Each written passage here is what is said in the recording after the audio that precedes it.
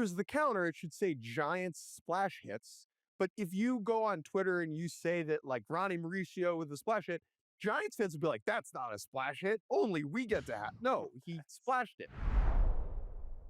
Hello and welcome to Baseball Barbacast, the only baseball podcast in the world who thinks that the Yankees should trade for a working right arm for Aaron Judge. I'm Jake Mintz. That's Jordan Schusterman. And if you could copy and paste a ligament or a limb rather, that would be the most valuable acquisition possible. Yeah, I think in this case, especially troubling to find one that fits someone Aaron Judge's size, I think would be pretty challenging. But we are going to get into this trade deadline. running around with Alexi Amarista's right arm looking like a T-Rex. Hey, if it works, right? If it fits, it ships. I mean, at this point, we need Aaron Judge to be able to throw a baseball. We are going to talk about that and so much more. The Yankees made a couple of trades. We had a few sweeps and even a mop. I'm wearing my A's hat today. Did you see what Nick Kurtz did on Friday? Because it was kind of ridiculous. But Jake, as you mentioned with your joke at the top, we must begin in the Bronx. That is our opener.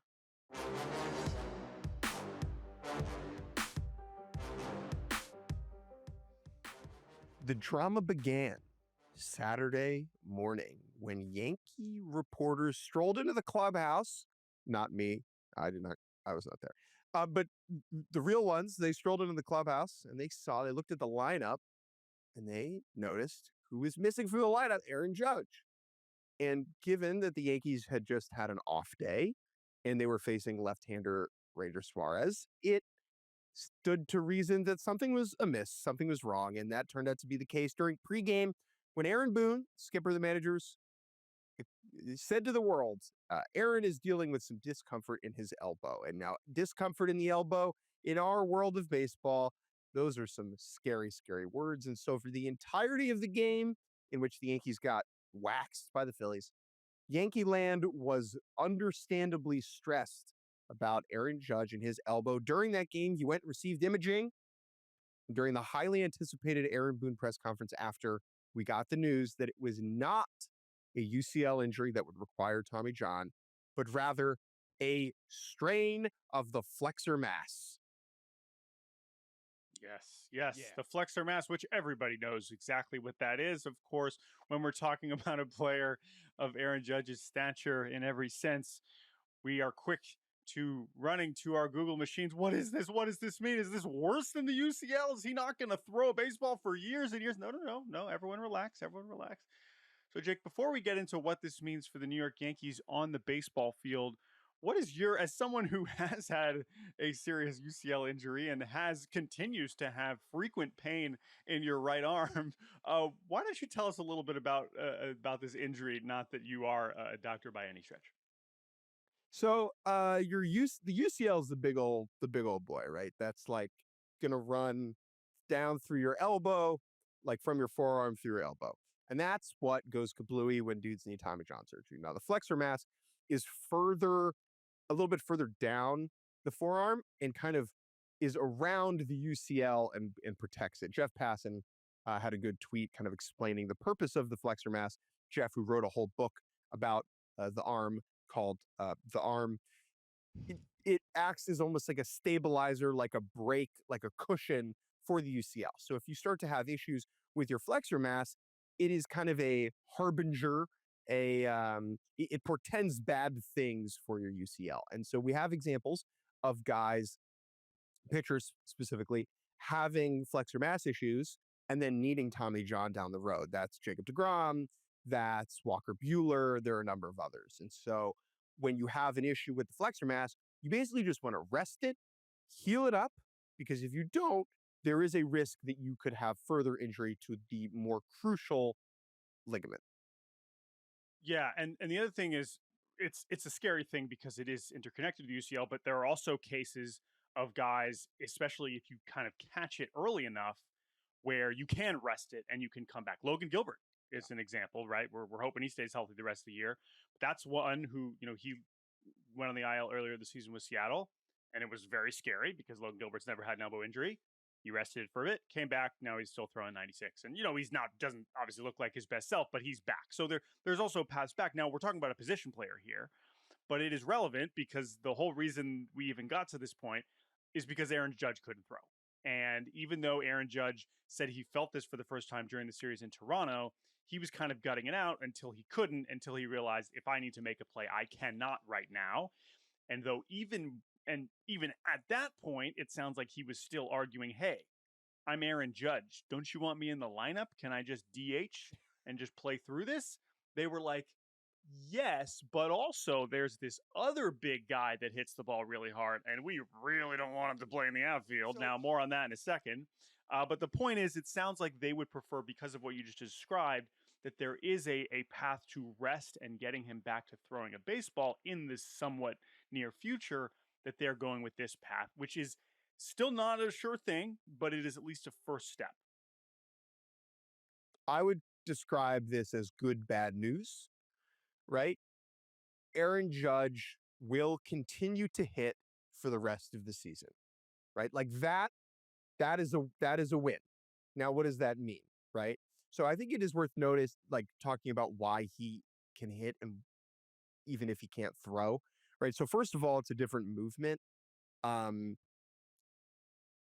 when you're holding a ball, the ball is larger than the grip on the bat, and that puts more strain on the ligaments in your arm. Whereas if you're just holding a bat, the grip is looser, it's lighter, it's smaller, and so you're not kind of activating the same type of things in your arm. And Judge kind of talked about that a little bit when he was asked about it during his press conference, or during his scrum rather.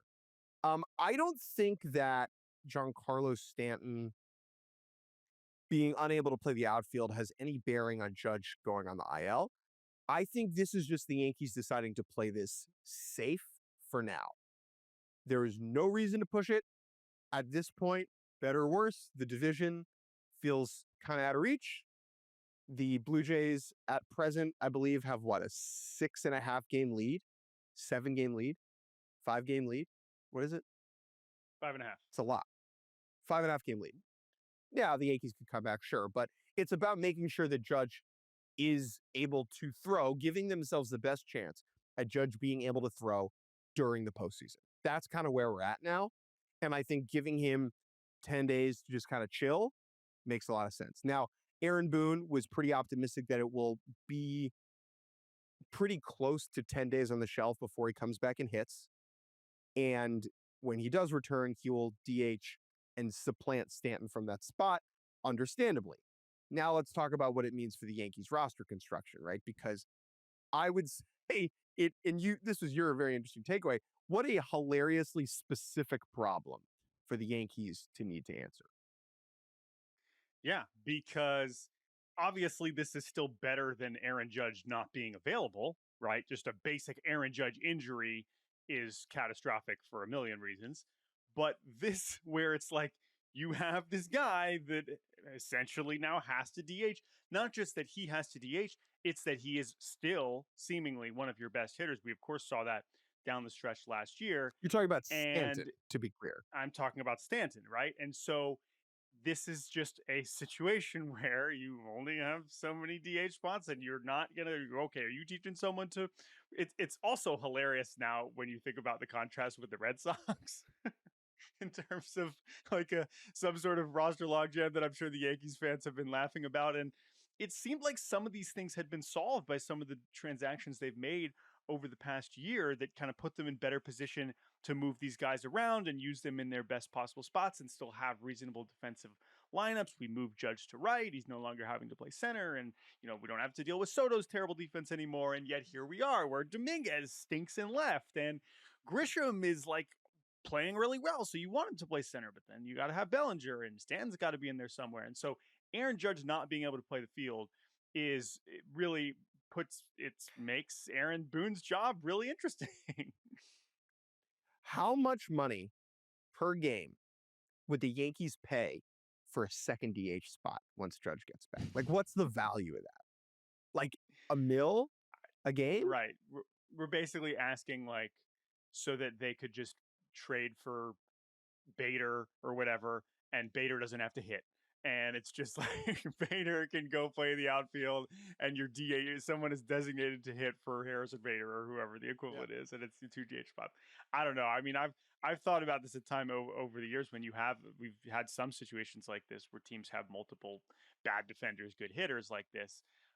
But that said, yeah, that's kind of where they are now. It's still too early to know exactly. I mean, this is the thing though. We are still not in a stage to we actually know when Aaron Judge is going to be able to throw again.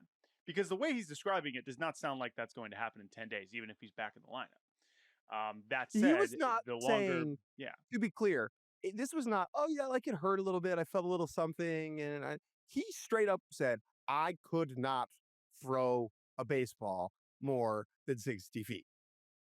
yeah, Right? Like, yeah. uh, does that make me think that Aaron Judge is going to be able to throw full gas in 2 weeks? Honestly, no. I would set the realistic over under at Aaron Judge back in the outfield like September 1st. Is that too soon? I just don't think this is like he's not going to get off the IL and go directly to the outfield. They've already said that, right? I just think that these are the types of things that can be finicky, that can take time. And the priority now for the Yankees is making sure that he can throw during the playoffs. And that's just because you don't want Giancarlo Stanton out in the outfield. He has not played the outfield since 2023. Aaron Boone said they're going to run him through some drills. Now, whether the drill, like running Stanton through some drills this week in the outfield, is that just like to be nice? Is But that to be but like, here's the thing. yeah, like let's This see is if you can why do it. but this is why this is compelling and delicate, right? Because this is not, oh no, we have to put Kyle Schwarber out there. He's not very good. I mean, it is that, but it's also, oh my God, is John Carlos Stanton going to get hurt because we're asking him to run around the outfield? It's a very real thing. This is not just how bad your defense might be if your corner outfielders are Stanton and Dominguez, which, alert, really bad. Like that would be one of the worst combinations of corner outfielders we've seen in a very, very long time. And Trent Grisham would really be making his money's worth out there in center. But it's more of like the actual risk of this other important hitter that you've had to be so delicate with for so long. And you thought you finally got a position in the roster where you wouldn't have to think about that anymore. And now maybe you do. Now, is your offense good enough to where you can have Giancarlo Stanton just on the bench instead and not starting him? I mean, that seems absurd also. So I don't know what the correct answer is. Obviously, with some of the trades that we can now talk about that they just made, bringing in Ryan McMahon, bringing in Ahmed Rosario, that gives the team Aaron Boone, some other flexibility with more competent major leaguers that he can move around. Now, I know those are infielders. It doesn't necessarily impact Stan's defensive moves, but it does give them a little bit more room.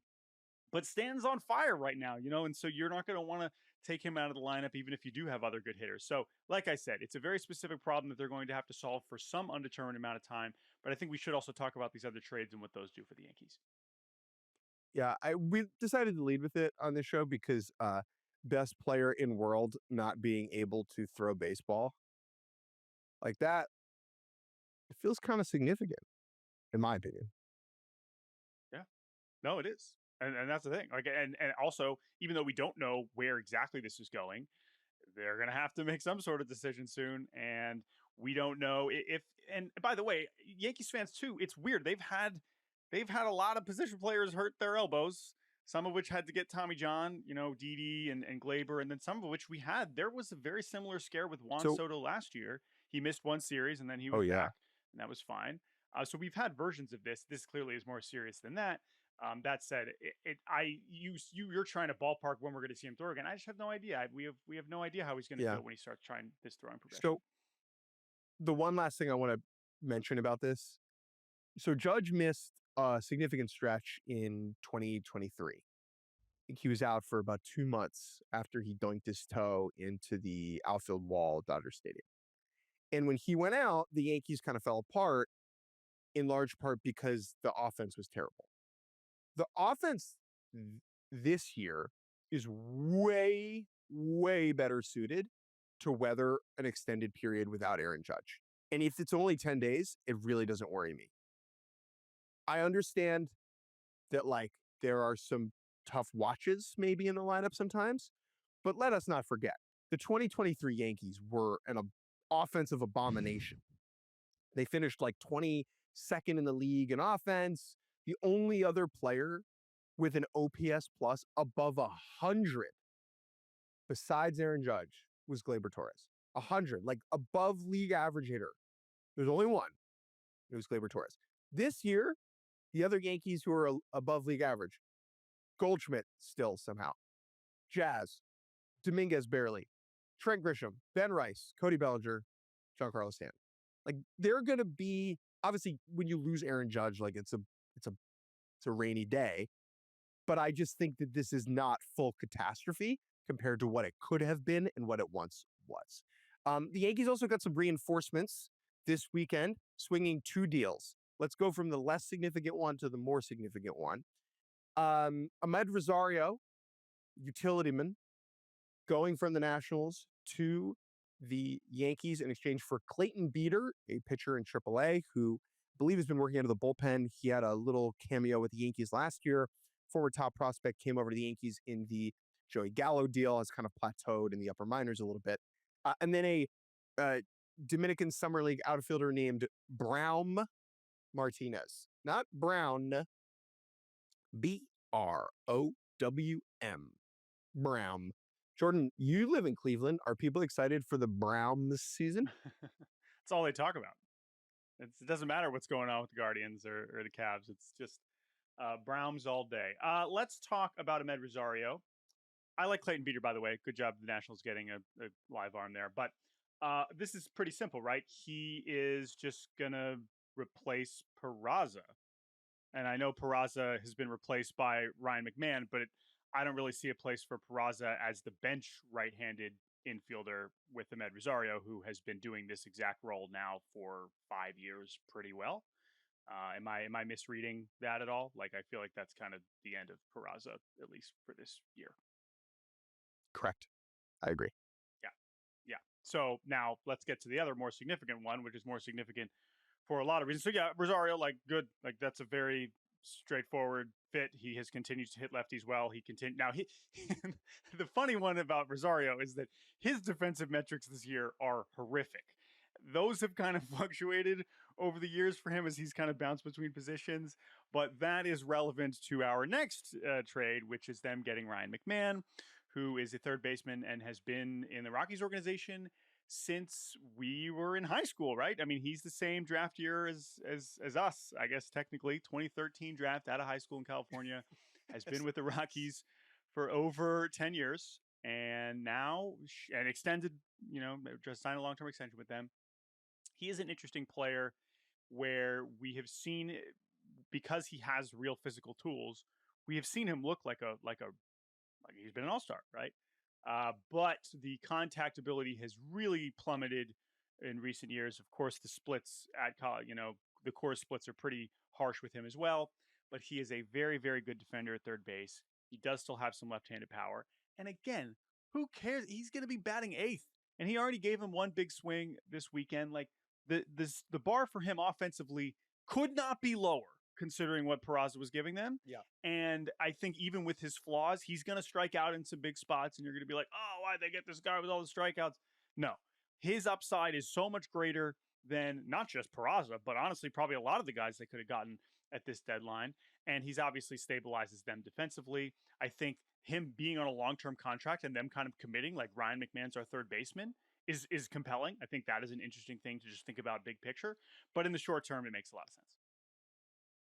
As far as 30-year-old, 9-year MLB veterans go, who have a 92 career OPS plus, there is a lot of room for improvement here. One, getting out of the Coors effect whirlpool, where you're dealing with different pitch movements home and away. Plus, guess what? Do you folks agree that maybe being on Not the Rockies could be helpful for a player emotionally and developmentally? Like, the Yankees hitting coaches are probably going to help Ryan McMahon. Like, I think that will happen. And so there is offensive potential here. Maybe he doesn't get it, but look, we literally did this with DJ LeMahieu, right? like, yes, people will remember the end of the LeMahieu era in New York for his inability to touch his toes and looking like a cement cinder block. But he was amazing for the Yankees after he came over from Colorado, in part because he adopted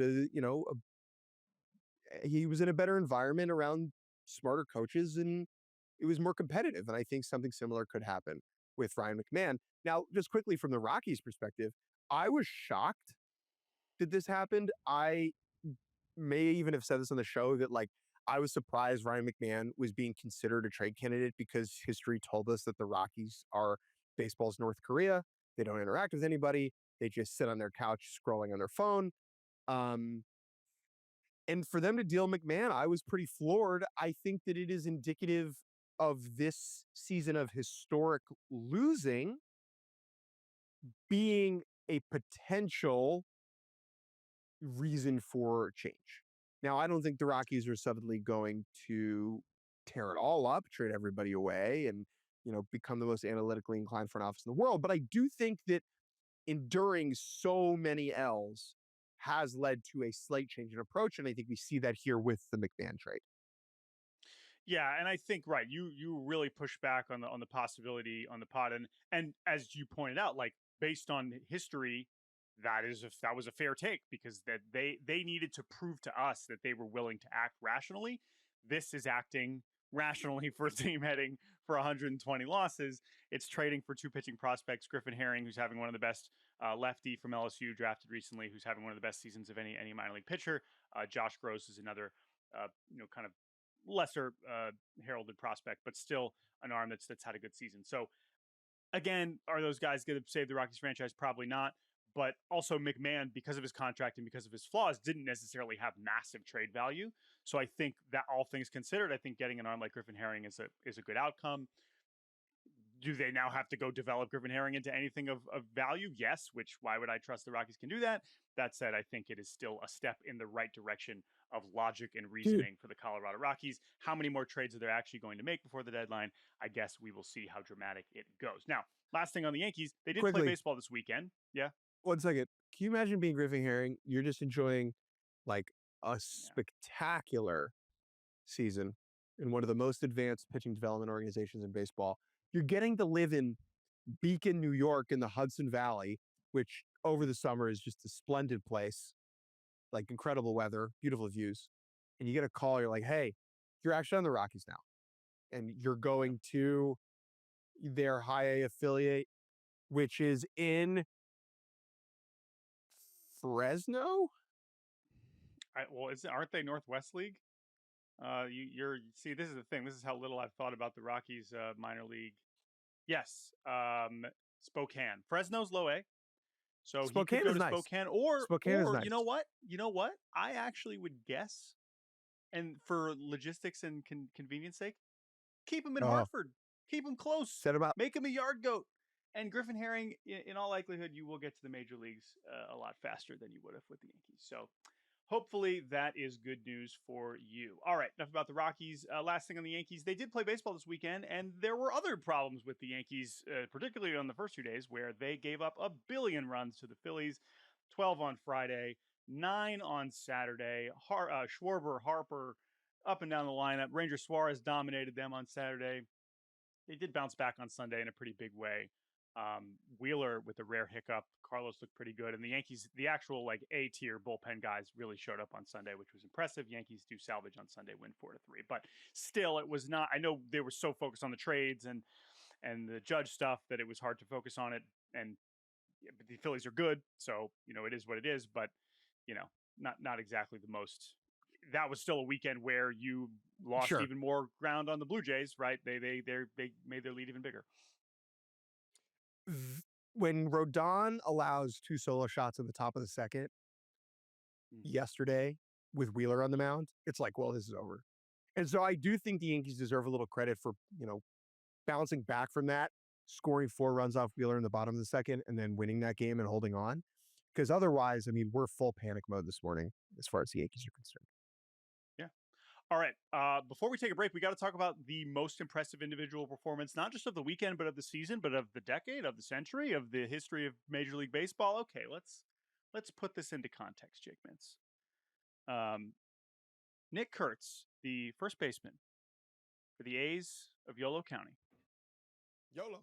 had a decent little ball game on Friday evening. Nice day out. Let's set the stage. Who is this man? Who's man's? By the way, the A's mopped the Astros, okay? And we're going to get to that in a second, but we're going to focus on Kurtz because I know I did tweet that it was the most stunning mop of the season, which I stand by because this is still an A's team that ranked 29th in ERA coming into the weekend and doesn't have a lot of pitching, and they outscored the Astros 32-7. I know the entire Astros team's on the IL. They're going through it. That's fine. Still on the road, winning 4 games in a row is hard. But let's talk about Friday. So here's the thing. It's not like Kurtz is a total nobody. He was the 4th overall pick last year. He had one of the most, honestly, accomplished college careers of the 21st century at Wake Forest. He was also one of the best hitters in baseball for the last 2 months. And I wrote a feature that went up 2 hours before he went 6 for 6 with 4 home runs. And I made the point after he won AL Player of the Week, hey guys, he's actually been slugging nearly 800 for 2 months now. And we should probably be paying attention to this. Now, did I expect him to have one of the greatest games of baseball history? No, but the timing certainly worked out.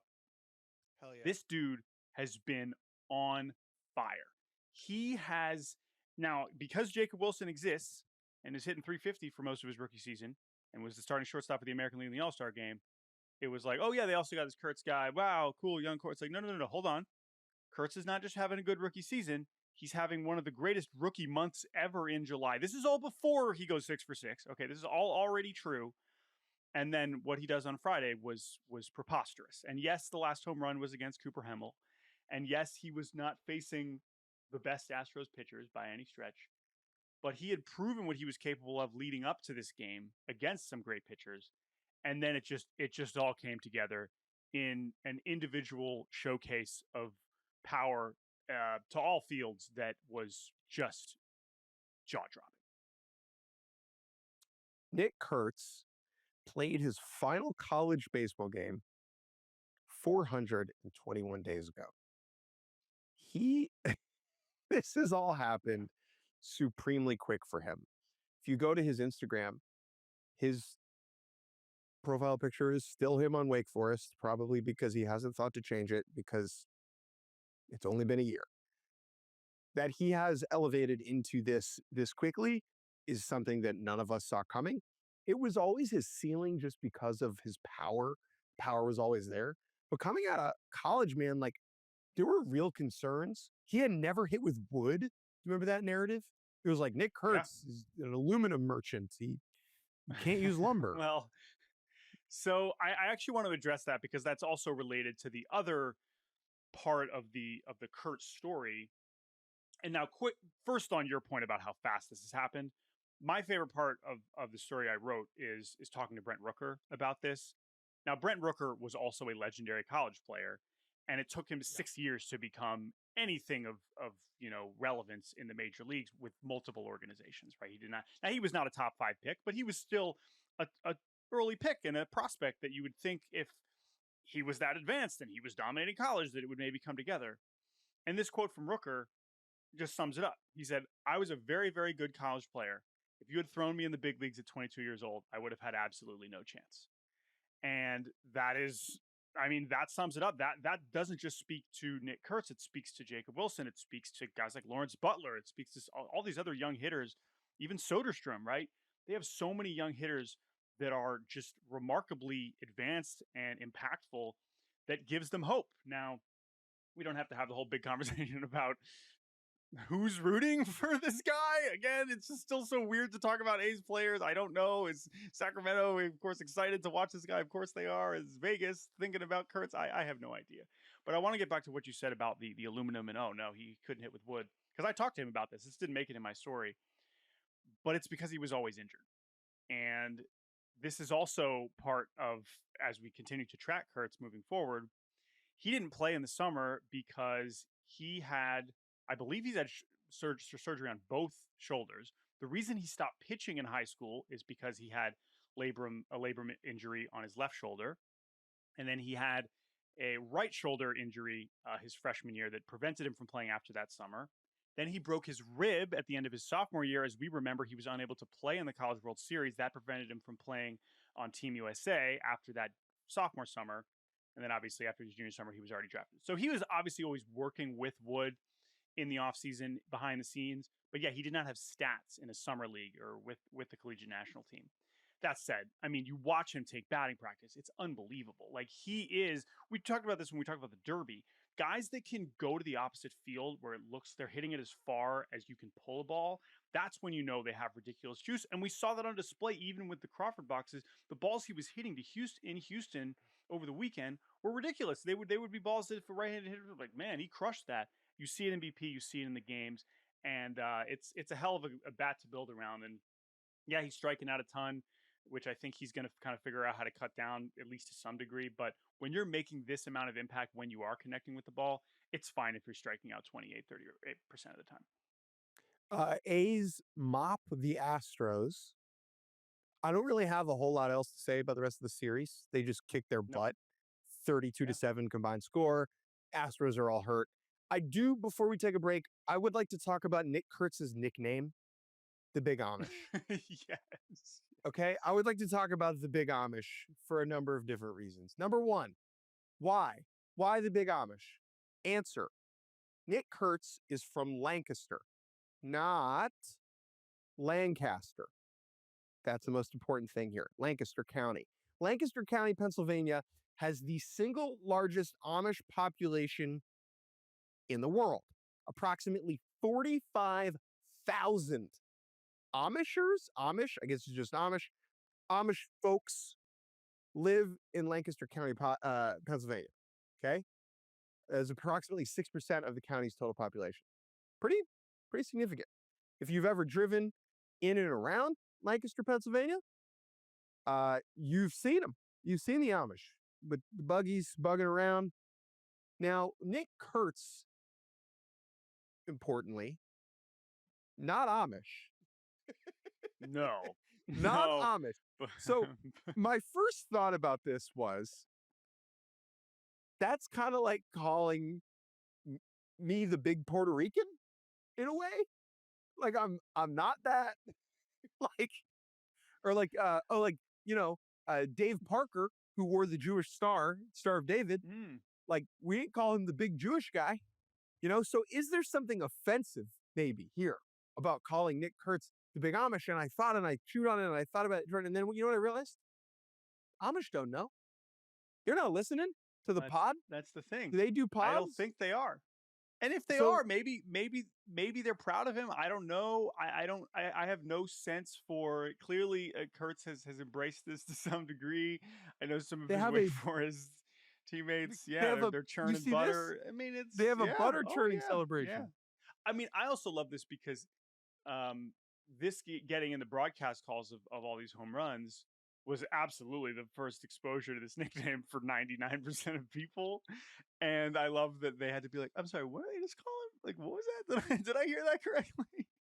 Kurtz raises a barn. See ya. Yeah. So, yeah, no, hey, I got plenty of horse and buggies out here in Ohio too, but not as many as in Lancaster. That is they, as you mentioned, those numbers are pretty staggering. Anyway, we'll see if that nickname catches on. It seems like he's embracing if you're listening, which is quite hilarious. If you're listening and you're Amish, first of all, wow, already thank you for listening. That requires some dedication. First of all, thank you so much. And how? Second of all, is this offensive to you? Is it not? Should, is this cultural appropriation for the Amish? Just something to think about. Let us know. baseballbarbacast@gmail.com. Yeah, I might have mentioned this on the pod a few years ago, or it would have been a long time ago, but there was, because I lived again adjacent to Amish country in college, we went to a musical that was put on in Amish country about an Amish baseball player, and it was called The Home Game. And I have like the playbill somewhere. Now, this was about a pitcher, not about a guy with, prodigious raw power. Like a scout was driving through and saw this kid throwing the ball really hard, and he ended up going to the big leagues. It was incredible, and it was a musical. It was amazing. I'll have to go if this continues to be a talking point. I will find that playbill and we'll review the home game. Anyway, you can Google it. Until then, All right, Nick Kurtz will be A's, carrying the Amish WBC team on his back, literally, because it is a big old back. Let's take a break, and when we return, we'll run through the sweeps and the other notable series of the weekend. Welcome back to Baseball Barbacast. Before we get to the sweeps, just one more thing on Kurtz that just absolutely killed me. So he didn't even play on Sunday, which is so funny. Rest day for Kurtz. This is from Martin Gallegos, is beat reporter for MLB.com. Kotsay said he's been, quote, doing a lot of running lately and just dealing with general soreness, fatigue in his lower half. He's available off the bench. Ultimately, he did not play. This is amazing. Now, it's partially related to, he had a hip injury earlier this year. I mentioned all of his shoulder issues. So we're going to have to hope that the A's can keep Kurtz on the field. That said, if he keeps hitting home runs, then Kotsay mentioned too much running. Oh, my God. How many times I got to run around these bases? This is exhausting. How many jogged circles is equal to one full gas sprint down the first baseline? It's more of a distance runner. It's a fair question. This is also concerning for Giancarlo Stanton, right? He's going to keep hitting home runs, but that's the problem. He's been trotting around those bases for years. Yeah. He's getting really tired. So G should opt out of running around the bases. Careful. Just hit it and just walk back to the dugout. Yeah. We designated runner for Giancarlo. We need designated. He needs a designated fielder and a designated runner, just to keep everybody safe. All right, we have a lot more baseball to talk about. Let's get to it. How sweep it is. Clean up, everybody, everywhere. There is no shame in getting swept. I never got swept. You guys got swept. Mets, the New York Mets, taking revenge on the traitorous Giants who left the city of New York way back when. The Mets fans saying, you left. We know you left. And we're going to go out to where you live and kick your butt. And that's what happened. Mets winning 8-1 on Friday, 2-1 on Saturday, and 5-3 on Sunday. The starting pitching for the New York Mets was good. That really is the key for this team. I know that's not surprising, but having Clay Holmes good on Friday, Peterson good on Saturday, Senga good enough on Sunday, and a late comeback on the Sunday Night Baseball game with just an awesome home run from Ronnie Mauricio into the water. Not a splash hit. Actually, let's talk about this quickly. You're only allowed to call it a splash hit if the Giants player hits it, but not if the visiting player hits it. I'm ideologically opposed to that. If you hit the ball and it splashes, it's a splash hit, right? Yeah, I mean, to me, the distinctions have been more about on the fly versus off the walkway or the top of the whatever. Now, it is weird though because we've talked about this a lot. On the website, on Giants website, they do list other ones, but the counter in right field does not add if an opposing player goes. So they are still keeping track. They are not pretending like they don't exist, but I guess they're just not calling them the official splash hit. There's the counter. It should say Giants splash hits.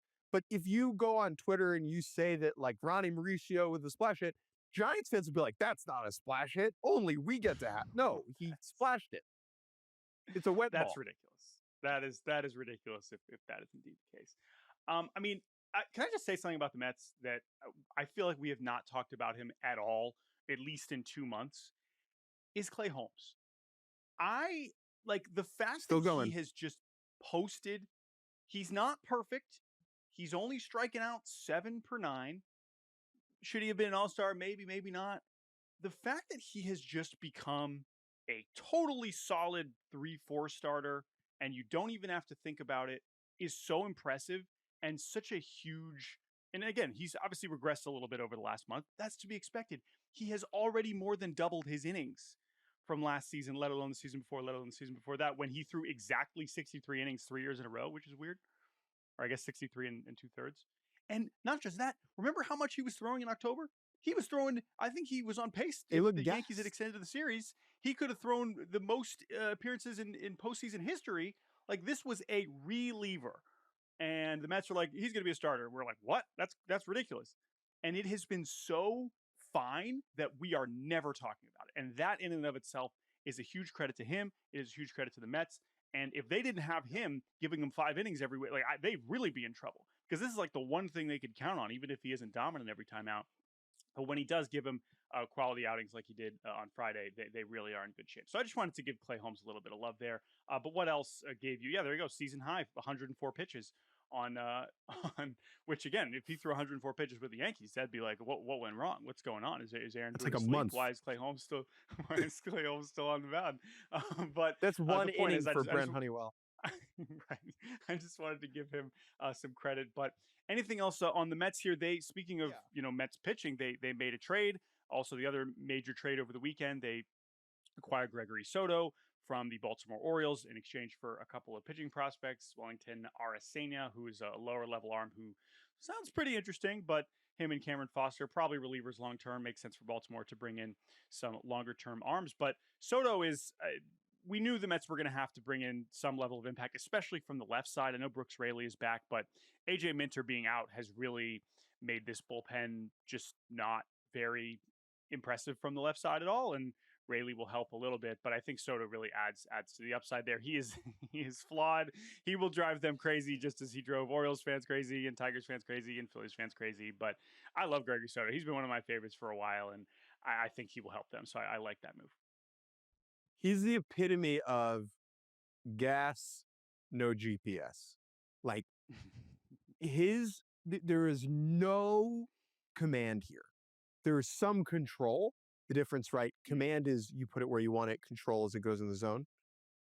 And it is, when he's on, like he was on Sunday Night Baseball, it's an awesome, awesome watch. The Mets are now W7 since Pablo Sanchez showed up to Citi Field. They are 1.5 games up on the Phillies. The Giants, meanwhile, they are tumbling and crumbling. 3 games back in the third wild card spot. They've lost 8 of 10. They are just 2 games over 500. Their biggest issue is that they don't hit. They don't score runs. Rafael Devers has not helped a whole lot. He's been starting to heat up a little bit for them. He played first base over the weekend, and if you haven't seen the clips yet, just go watch the highlight package from the game. I believe it was Saturday. On Saturday. Just a delightful watch. He is stumbling and bumbling. He looks like a drunk running back. It is just a circus act right there, right now. And not surprising that, I'll say he does not look comfortable at first base. It does not look comfortable. Yeah, so we will see, what is that doing for them wherever they put Devers, however much he's stumbling and bumbling with the glove. They need to start hitting more. And this is a good pitching staff that is worthy of being taken seriously in this postseason race. But the standings tell us otherwise. They are falling behind the Reds, who we're about to talk about. They are falling obviously far behind San Diego and, of course, the Dodgers. And this is going to be an interesting week, right? In theory, yeah. If you're Buster Posey, you're like, I traded for Rafael Devers. Do you think I'm going to make a bigger move at the deadline? What does he think of this team? Do they find a way to be aggressive? Because I have not seen them in any really rumors about the trade deadline. Maybe I'm just not following Grant Brisbee close enough. But I'm curious how they act this week, and if Posey just sits back and trusts that this lineup of famous hitters will eventually hit better, or if they actually try to do something about it. Reds sweeping the Rays in a fascinating series that may have real implications on the deadline. The Reds got a trio of sturdy pitching performances. They take all 3 games. I think the Reds are now firmly in the mix. They are 6.5 back of the Cubs and the Brewers in the division. However, in the wild card race, they're very much in it. Just 1 game out of that 3rd spot behind San Diego. Jordan, what does it look like for the Reds to buy? What do they need? That is a good question. Their trades they have generally been more active in the offseason than at the deadline. We've seen them act as sellers. I think they're going to try to do something. I don't really know. Like, this is also honestly kind of like San Francisco. Like, this is a pitching staff to believe in at this point, especially if they can, get Hunter Green back at some point. That is pretty big if, but obviously Lodolo's been pitching well. Chase Burns starting to settle in. Martinez was much better over the weekend. Abbott and Singer have been pretty reliable. They still need offense. That kind of applies across the board. So where that exactly fits in, there's a lot of places in their lineup they could upgrade. Do they have the appetite to aggressive? But this is the problem with this market. There's just not a lot of impact bats out there. Can you think of someone that would help? Go get Gino. Bring him home. Bring Gino home. Well, that and C. Trent reported that they are at least considering that, and that would be certainly a fit. And that's the interesting part about them is when we talk about the fits for Gino, and now we're if we're moving the Yankees out of it, we're talking about the Mariners, we're talking about the Cubs, Astros now maybe getting in the mix because they're so injured. But the Cubs don't need Gino, right? Even the Mariners offense could use him, but it's not as desperate. Whereas the Reds, it's like, yes, that would help a lot and would be a reunion I think people would like. Fourth worst OPS third baseman of any team in baseball. So their third basemen have combined for the fourth worst OPS. Bring Gino home. The Rays, meanwhile, maybe flipping over to sellers. Remember, this is a hyper rational front office that is not going to cling to small playoff odds. At time of recording, their odds are at 16.2% to make the playoffs, which is half of what it was, I believe, before the weekend started. We've gotten some mumblings about Yandy Diaz, Brandon Lau, Pete Fairbanks potentially being on the block. They have 4 games in New York against the Yankees this week. That could be spicy. We sort of saw this coming just because of all the away games that this team has to play. Their stadium situation is really wonky and makes it difficult for them. I would not be surprised if the Rays sold. It'll be fascinating to see if they try and thread the needle and do a buy sell, or if they just kind of, trade everybody away. Yeah, they are literally being sold right now. So we will see if will also be selling their players to other teams as Stu Sternberg sells the actual franchise to what is it, Patrick Zalupski from Jacksonville. So we will see what we got. An awesome email about Patty Z that I'm not going to read right now, but if you sent that email and you're listening, that was great. Thank you for that. That was amazing. All right, let's get to one. Anyway, Reds. Let's see it. Let's see Reds, Rays. Let's see how relevant you are this week. How much are we going to be talking about you later? Rangers sweeping the Braves. The Braves suck, dude. The Braves freaking suck. We had Spencer Strider yelling at the coaches. We had them trading for Eric Fetty because Grant Holmes went on the IL. And that means the whole starting opening day rotation is on the IL. What a catastrophe the Braves are. Some of it was unavoidable. Some of it was avoidable, and they stink. The Rangers have thrust themselves back into the playoff hunt. They are just a half game back of Boston for that third wildcard spot. 6 games over 500, riding a W6. Their offense, which has been nap time all season long, broke out for a really strong weekend, scoring 8, 6, and 8 runs in each of those 3 games. Feels like the Rangers are going to be aggressive this week, but they're in a really interesting spot because it's like, where do you upgrade, right? Besides the bullpen, everyone could, I would say, like, upgrading your bullpen is like sleeping better. Everyone could stand to do it, right? Like, everyone is like, yeah, I could sleep better. Like, I could use another couple hours. I agree. Like, okay, cool. I agree. That said, I look at the names in the bullpen and I'm like, they got to do something about this. 3rd in bullpen ERA. I don't know how. I'm like totally perplexed by that. But maybe they think that that's more hours fine. And they're 27th in OPS. Like, can you imagine? Like, again, why are we even bothering to predict baseball? If you look at the Rangers lineup before the season and be like, yeah, so this team, 27th in OPS, and this bullpen, it's going to be 3rd in ERA. Like, all right, sounds good. So maybe they prioritize offense. Where exactly they could fit that in, I don't know, but I think that still seems you look at the lineup, and it's just all these established dudes, and you're like, well, he's good. Well, that guy's pretty good. That guy's good, too. And it's like, well, okay, well, if they're all good, then who's going to play? Now, Jock Peterson, I believe, is back off the IL. Remember, he was like 0 for 75,000 to start the season. What's interesting is like, yeah, I really don't know how they upgrade. I don't know what that looks like. Maybe they package a couple of these guys and go get a big bat. But I wouldn't be shocked to see the Rangers just, try and catch a couple Z's and add a reliever or two at the deadline. All right, enough of the sweeps. Let's just fly around the league here. Blue Jays take 3 out of 4 over the Tigers. Detroit was just a horrible watch. They avoid the mop with a nice 10-4 win on Sunday. The Blue Jays now have a better record than the Tigers. They are 63 and 43. The Tigers are 61 and 46. Feels like the Blue Jays are now in a position to be aggressive this week at the deadline. What do you think that looks like? Yeah, I mean they already were, and we just don't know how maybe uncomfortable this front office is willing to get. How much do they view this as like a World Series window? Because there's still parts of this roster you're like, this is like a World Series team, like really? But The it is bottom of the indicative lineup to where is Clement, Loperfido, yeah. Heineman, Rodin. And Yeah, Ernie's awesome. but No shade. But yeah, and Kirk is injured right now. So Kirk is normally the starting catcher and he's awesome. So this is a good team, clearly. But it is also reflective of how far a solid team that is playing really well can go in an American League that can't get out of its own way. So I hope that they can add.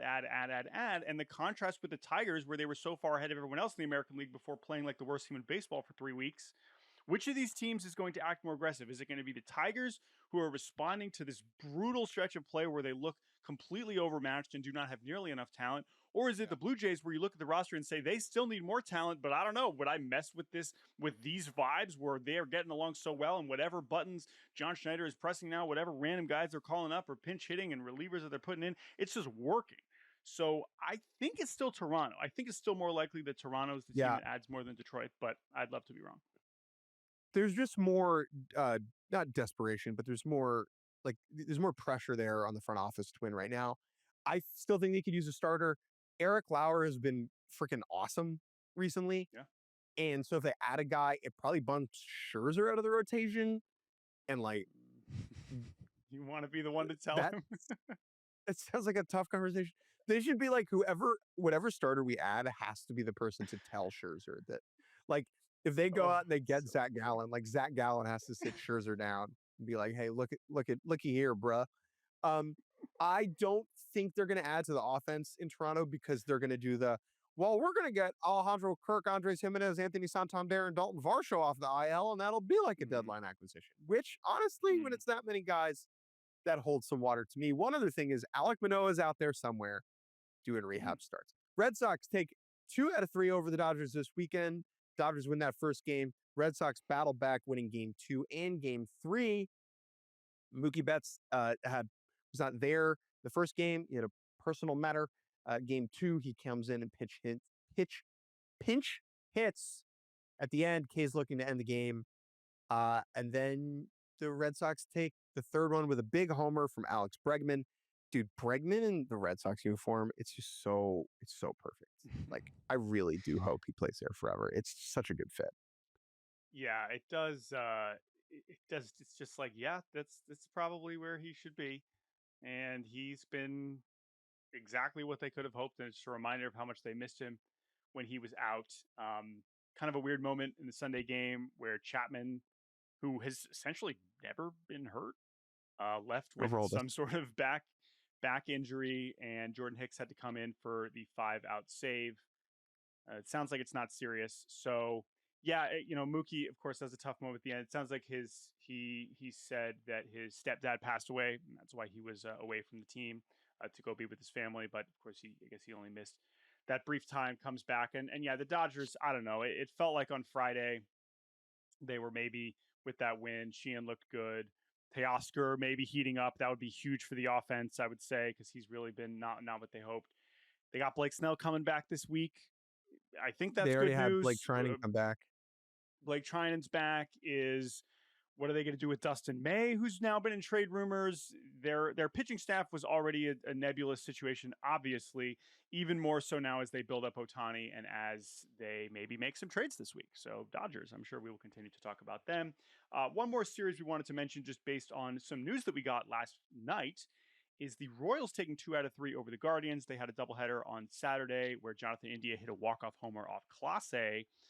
Guardians bounce back in the nightcap and win that one, but on Sunday, Noah Cameron throws well, and Mike Hill hits a homer. Royals win 4-1. So Cleveland's still kind of floating in the middle. They've played better. Are they going to be sellers, buyers? I don't know. Royals are acting in sort of a strange manner. They are still under 500, and Chris Bubich is now on the IL with rotator cuff injury. That's not good. And so it's like, oh, could they be sellers? Seth Lugo. Could they trade Seth Lugo? Nope, not going to do that. They extended Seth Lugo for 2 years and $46 million. And they traded for Randall Grichuk. So I think this does kind of reflect what I assumed the Royals would do, which is they're like, listen, this has not been a good season. We understand we're probably not going to make it, but we are not taking huge steps back. We still believe in this team. And even if it doesn't happen this year, we would like to have pieces that can help us next year. Now, Randall Grichuk, I guess you're just giving your outfield some sort of element that can help for some sort of miracle run down the stretch. But Seth Lugo is more of a commitment to something moving forward, and I can understand that decision. That is good news for teams holding starting pitching that want to trade him, trade their starting pitchers here at the deadline, because that is just another piece that's off the market, right? So I would imagine with Lugo not being traded, that means Mitch Keller and Zach Gallen and Sandy Alcantara are going to get a little bit more buzz. Yeah, the Royals they're weird, man. That's a weird team. Guardians, still fascinated with what they do at the deadline. I think they and the Rays are going to end up being pretty similar. I think the Guardians still think that they're good. Like, I think the Guardians believe in themselves more than the Rays do right now. I think that's correct. I think that is correct. I think that will influence how they operate. All right, let's take a break. When we get back, we will briefly talk about Hall of Fame weekend, which made me cry, and then run through the rest of the games from the weekend, including Orioles over the Rockies, which also made me cry. And welcome back to Baseball Barbacast. Before we do Hall of Fame weekend, a quick reminder to you beautiful folks that we will be doing a live trade deadline show this Thursday, July 31st at 5:30 p.m. Eastern Time. We will be on. You will get to watch us react to trades as they roll in half hour before the deadline. It's going to be a grand old time, so make sure you put that on your schedule and tune in. My official prediction is that we will be reacting to a very large closer trade in those final 30 minutes. That feels like it's sort of reflective of what Ken Rosenthal wrote about today. I think the closers are going to be the guys we are talking about, whether it's Bednar, Clase, Duran, Jack's reliever, Helsley. I feel like that's where we're heading. We will see Anthony Bender. Oh, the Anthony Bender trade's we're going to freak out, and you're going to get to watch it live on your social media. Who is the guy I freaked out about a couple years ago when we did this reaction and Sarah Langs thought it was the funniest thing of all time? It was, oh my God, I can't believe I'm forgetting. He was with the Mariners. Terrible. He was with the Mariners. It was, this is so bad because now I'm going to go back and watch that. And Sarah, if you're listening, I'm sorry for forgetting because that's so bad. Who was it? It was with the Mariners because then he went to the Mets and now I can't remember who it is. You've totally derailed me because forgetting this is like so bad because it's one of my favorite clips ever. When I used to reveal the trades to Jake, and we can't remember it. So that is really embarrassing, but that's what happens. So tune in. You'll see us forget all kinds of other stuff and react to stuff in person. Is it 2 years ago? Was it 3 years ago? All right. Thank you for ruining my morning, Jake, by me. Dominic Leone. Jake goes, Dominic Leone, no way. All right. Let's get to the Hall of Fame weekend. We had 5 inductees on the players' side. Billy Wagner, great CC class. Sabathia, Ichiro inducted by the Writers Veterans Committee, voting in Dave Parker and Dick Allen posthumously. Sadly, of course, for Dave Parker, who passed away recently. We're not going to go through all of them. These speeches were great. I haven't watched the speeches live in a few years, but this class was so good. And of course, this is true every year. The contrast of the journeys and styles and careers of all the people going in together. It is really cool that they just kind of, by circumstance and the nature of the process end up going in together, and we'll associate them together. And I think this class in particular, it will endure in that way. These three very, very different players from a similar era in Wagner and CC and Ichiro, who mean so much to such specific communities, not to mention massive groups of people across the world. And then, of course, Dave Parker and Dick Allen, who had their representatives of their family, Dick Allen's widow, and, of course, Dave Parker's son. Really, really memorable, really, really cool. Any other just highlights from those speeches that you wanted to shout out? Well, just a major takeaway was to have Parker and Sabathia together was very interesting. Kind of these two titans of black baseball from two completely different eras. And when you hear the way that people talk about them, it sounds similar, right? The players that looked up to Dave Parker at the end of his career that he played with, Eric Davis, Barry Larkin, Gary Sheffield, saying that to have that guy there, that was important to me. And then you had CeCe talking about how for him, watching baseball and seeing black players that looked like him, how that was important. And now CeCe is that for kind of the next generation in a lot of ways. And it was just cool to have those two stories being told up on the same podium at the same time. And of course, the Ichiro speech, I mean, just an all-timer. The shade to Miami was incredible. I had never heard of him, which is not true. Like, let's be real. Obviously, Ichiro had heard of the Marlins at that point. That was a joke. It's a great joke. Banger of a joke. Joke hit. Just a great backhanded compliment. And then Billy Wagner, who is so important to us as D3 dorks, Division III baseball, to see D3 on the plaque in bronze. Dude, so I was thinking about this. Like, I wonder if the phrase Division I even appears on like maybe some like who else in Cooperstown would even be referencing this? Honestly, it's probably more likely that is there any Division II in the Hall of Fame? I feel like there is. Off the top of my head, I feel like there was one recently that I'm blanking on. But anyway, the point is that's such a big part of Billy Wagner's story, and his speech was great too. And honestly, that was one of the parts where he got the most emotional when he was like, the fact that someone that's 5'0" who played Division III baseball in the middle of nowhere could be a Hall of Famer is really special to him. And as someone who, you wrote an awesome story about his college career and knowing people that actually faced him, like, and know what it was like at that point, and understanding where Ferrum College is, and knowing that place still means so much to him today, still where he's around, Dude, still a coach and a very relevant person. Yeah. You saw the picture of the Ferrum jersey in the exhibit, in the Billy Wagner exhibit. Like, dude, for those who don't know, Ferrum, there were 1,300 people in the freaking town, let alone the college. Okay. And like the idea that Billy Wagner's Hall of Famer is just so cool. One of my favorite stats of all time, one of my favorite fun facts, the top 3 K/9 seasons in NCAA history, they are all 3 of Billy Wagner's seasons. He was dominant in a way that no one has ever been at that level. And congratulations to him. Congratulations to all of the inductees. No congratulations to John Jay and Manny Machado.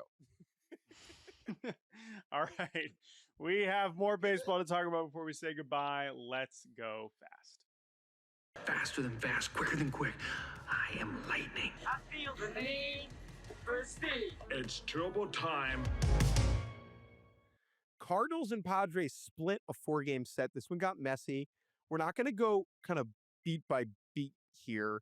The upshot is players were hit. Teams assumed it was intentional.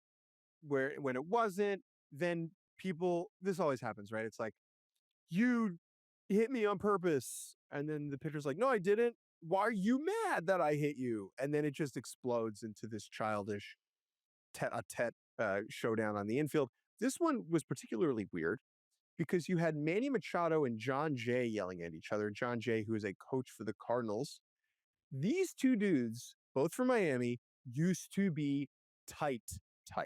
There's a 2017 article in the Players Tribune where it is Yonder Alonso, Manny Machado's brother-in-law, John Jay and Machado, like pinching each other's cheeks and like having a grand old time together. Like these guys were family.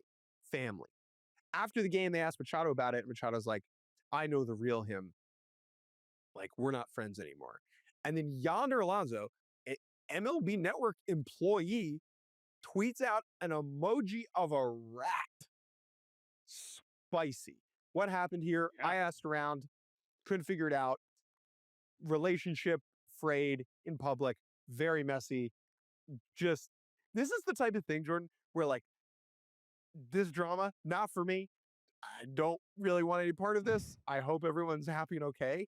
I understand that there are people in the world and in the baseball world who want every last detail of this thing. And so if that's you, I hope you get what you're looking for. No, it is definitely interesting. Padres have been not awesome recently, but they are still hanging on there. I still expect the Cardinals to be sellers. Let's go to Cubs versus White Sox. Cubs take 2 out of 3. They do get crushed on Friday. Imanaga just got blasted. The White Sox had a season high 18 hits, but the Cubs pitchers really bounced back over those next couple of days. Cade Horton was fantastic. Ben Brown was very good. So the Cubs managed to win this series. We will see what they do this week. But the White Sox, they had that moment on Friday. I'm sure those Southsiders fans were enjoying it. I'm sure the Pope enjoyed that one. I hope he was locked in. Also, Jordan, do you know who threw out the first pitch? I believe it was on Saturday at this game. Manchester United footballer Bruno Fernandes. Bruno Fernandes, the Portuguese guy, this is the time of year when all the soccer teams are in America, like playing games. So like they go and do first pitches. He threw a first pitch. It bounced in the other batter's box. Great reminder that some of the best athletes in the world who have never thrown a baseball or really thrown before don't throw very well. So that happened at the rate. I'm sure Bruno was just like, man, it's just a weird name. Just a weird name for a place to play sports. The Rate. What is this place called? Is this the Theater of Dreams?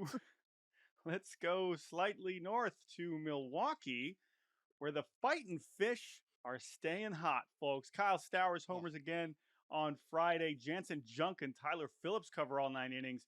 Heriberto Hernandez goes yard on Saturday and Sunday. It looked like the Marlins were going to sweep the Brewers on the road, but the Brew Crew fight back. Blake Perkins walks it off, and they don't get None swept. of that, though. None of that matters because the Brewers did an alumni home run derby on the field after this game on Saturday. I have never seen anything like this. This is remarkable. It was an unbelievable watch with some of the biggest names in recent Brewers history. Eric Thames. Wow, I'm rusty. Eric Thames, Niger Morgan, Prince Fielder, Carlos Gomez, Ryan Braun, like Jonathan Broxton. No, that's Keon Broxton. Dude, Keon Broxton. And hello, you're skipping the best one. Giovanni Gallardo, one of the best hitting pitchers that we've had in the 21st century. He even hit a couple of homers. And yes, Keon Broxton. It was such a perfect, like, I guess maybe every team could do some version of this. It just feels like the Brewers had the most perfect collection of best still energy. in shape, amazing both personalities and career achievements. Dude, it was just so amazing. So disappointing weekend in terms of the results of losing a series at home to the Marlins, although the Marlins don't suck, as we know. But still, the vibes for this alumni derby were spectacular. Corey Hart was just ripping balls. Every team should have some version of this. It was an absolute no-brainer win. Mariners and the Angels split a best-of-4 series. Cal Raleigh, 2 more freaking home runs. Julio's starting to heat up a little bit. He homers on Friday and on Saturday. Any other major takeaways from this? No, I mean, disappointing. The Mariners have not played well in Anaheim recently, and so that has been frustrating. And their 2 losses in this one were tough. You would hope to be making up more ground on a struggling Astros team this weekend, but I believe they are still 4 back and now tied with the Rangers. So same record as the Rangers. I still expect, and the Angels, like, who knows what they're going to do. But I think the Mariners will add a reliever or 2 before Thursday's deadline. 4 games are weird series oftentimes, and this was no exception. Nice to see Julio get going. Cal Raleigh has 41 home runs.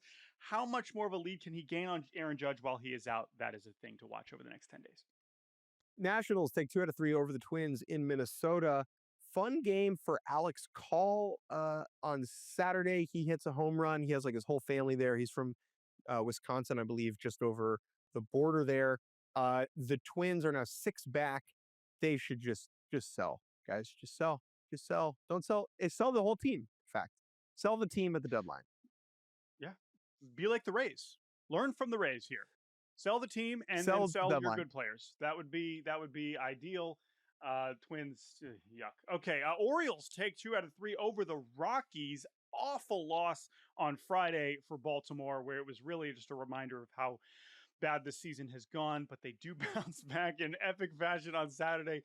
18-0, largest shutout in franchise history. Trevor Rogers continues to dominate. Good for him. You get a solid Sugano start on Sunday. Tyler O'Neill heating up for no reason right now. It's like, great, awesome. This is really saving the season, Tyler O'Neill. Maybe you can do it next year when the Orioles are maybe good again. Rockies, again, they're right. They've been playing a lot better, Saturday aside.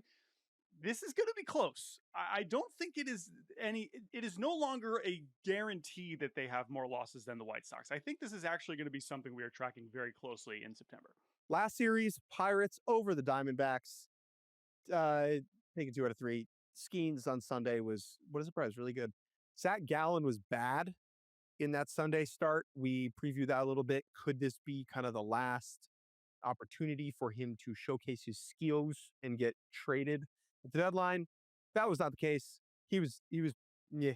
The Diamondbacks, that's it, dude. You're 4 games under 500. Thanks for the mems. They got 3 in this week in Detroit. Time to say goodbye. That's our show. Appreciate you listening to it. Jordan, thanks for listening to the show. That means a lot. Other things that mean a lot. Our deadline live show means a lot to us, and it will mean a lot to you when you get to tune in and watch us, mouths agape, souls aghast, shocked, surprised. Leone. Whoa! So who is it Phil Maton? He's too good. There will be some reliever that is not as good as the closers I mentioned earlier that does get traded in those final 30 minutes, and we will recreate Dominic Leone together because we will both be finding out at the same time. It will not just be me informing Jake, and it will be a grand old time. So 5:30 p.m. Eastern on Thursday. We will, of course, have another show before then on Wednesday, so you can look forward to that. I'm sure we'll have a couple trades to talk about by then. But if not, then boy, are these teams really procrastinating. Until then, thank you to Andrew Hartz and TJ Brassel for producing. As always, you can email us at baseballbarbacast@gmail.com, and we will talk to you later this week. Bye, friends.